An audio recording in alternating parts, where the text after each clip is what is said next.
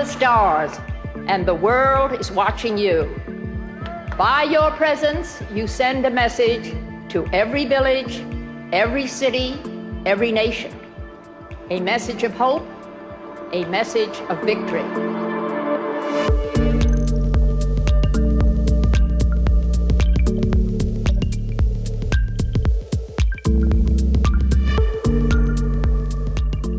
Day, and we've got Tim and Prianka. Tim Shriver's the chairman of Special Olympics, and Prianka is the CTO of the Special Olympics. Welcome to Digging into the Future. Today we're going to talk about what you're doing in terms of digital transformation and how you're taking the Special Olympics into this new digital world that we're all in today. And I'm delighted to have you for a few minutes today to talk about the things that you're doing and how you're heading in that direction. Thanks for having us. Welcome.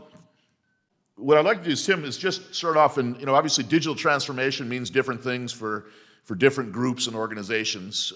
Maybe you could just give us a kind of a view from your chairmanship where you see digital transformation going with the Special Olympics.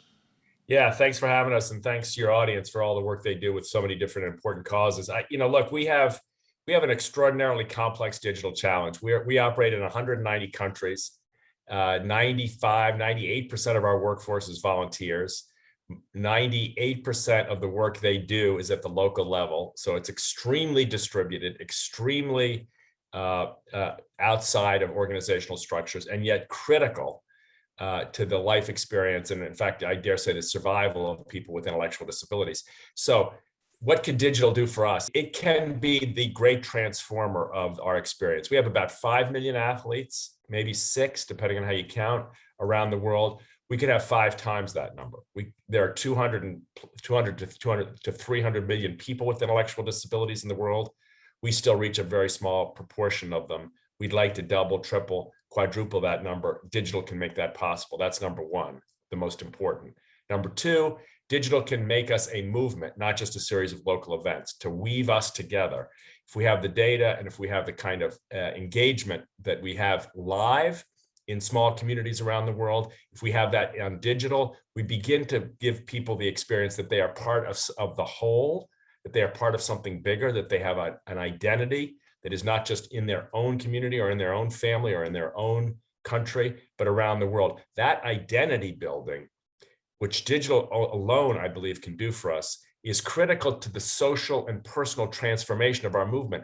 Our movement struggles against bias, discrimination, loneliness, and humiliation. Imagine if your whole life is spent fighting humiliation, and all of a sudden you're connected to people all over the world who want to affirm the goodness and power and decency of who you are, who your family member is. It's an extraordinarily important gift. Third, I'd say digital can bring fitness and health and nutrition to people who need it most. We try through the old analog system to bring the information, the training, the experience to people, but our people struggle with malnutrition. They struggle with a whole array of health, nutrition, and fitness and health problems. Digital can give us, needless to say, that the technology is not the complicated thing, it's getting it to people, can give us the chance to reach people with the kind of information and experiences that can actually change the course of their physical, their mental, their emotional lives by giving them the kind of information and experiences online that we can never provide adequately face-to-face on a regular basis. So in all these ways, not to mention the efficiencies, imagine a database, 6 million people, we don't have one. Imagine the chance to understand the data from our 6 million people, for us, the epidemiological and the research capacity to understand how they live, what's most important. We can't do that without digital capabilities.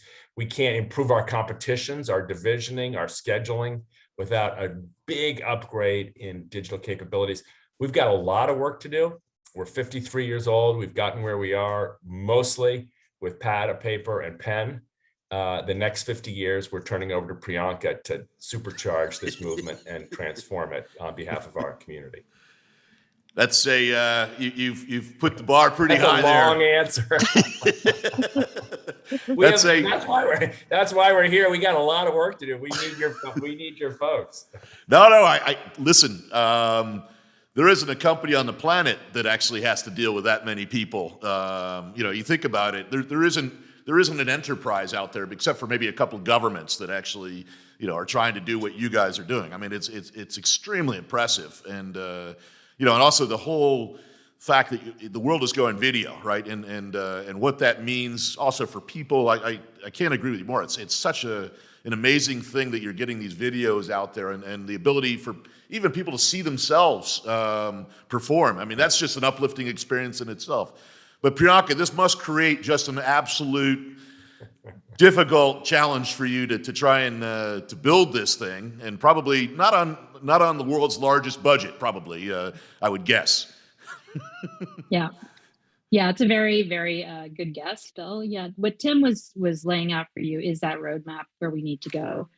We know digital equity is a huge challenge. When we think about digital transformation, being able to provide our athletes, our coaches, that workforce, their families, their caretakers, the way to even access what we do is something we need to think about. And we're in Africa, East Asia, South Asia, everywhere.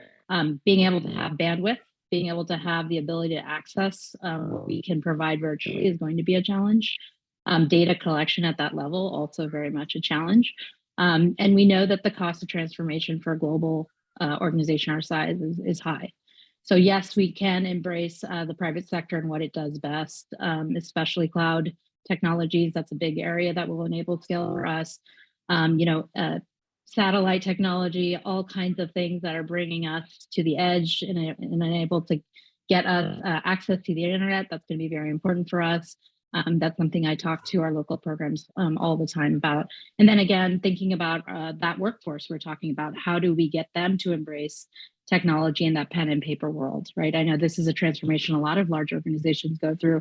I think about change management, my position all the time. How, even though the technology is there, how do we get our people there as well to be interacting through these tools and to make sure that this is all going to be sustainable for us? So we're definitely looking at how do we invest in the right technology to get this foundation that Tim is talking about possible, and then how do we expand on that with the support of the private sector? That's really something we want to think about.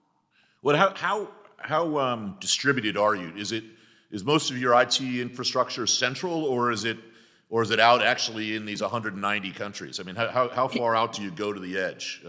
So our technology is what we call loosely affiliated. So we have technology standards that we want all of our programs to be able to do locally, but at this time they're not centralized at all. So we don't have a shared services model, although we're building towards that.